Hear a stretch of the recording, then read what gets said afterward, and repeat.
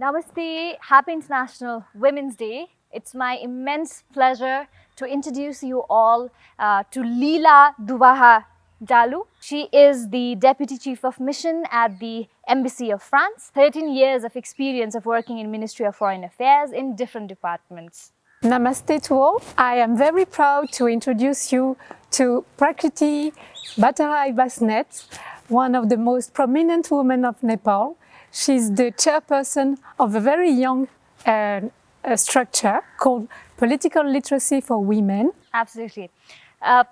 Let's start with the job that you do. I think it's very interesting, the things that you do, the multiple hats that you wear. What motivated you to take up this job? I have been working for the ministry, for the French Foreign Affairs for the past 13 years, and I have gained experience in Paris, actually.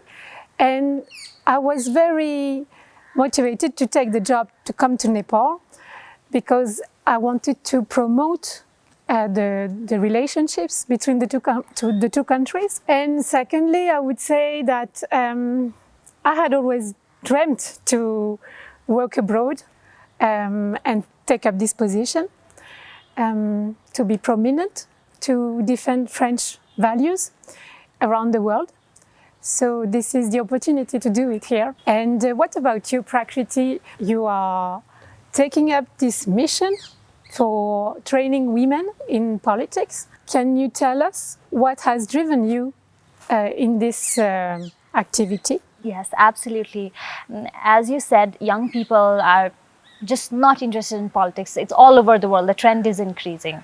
But what we have seen in Nepal is, and especially in the case of women, we have like 40.3% women in local government itself. So it's like good in numbers and it looks really good in papers. But when we go deep down and do qualitative study, we can see that women really don't have voice in politics. And whatever I have studied about a democracy, living in a democratic country, is that majority will always have a voice. And women being more than 50% of the population and not having say in politics was really concerning for me. So I think that is why I started Political Literacy for Women. The whole idea was to make young girls interested and the ones who are already in politics to make them more, stronger inside their arena itself. So I think that is why I started.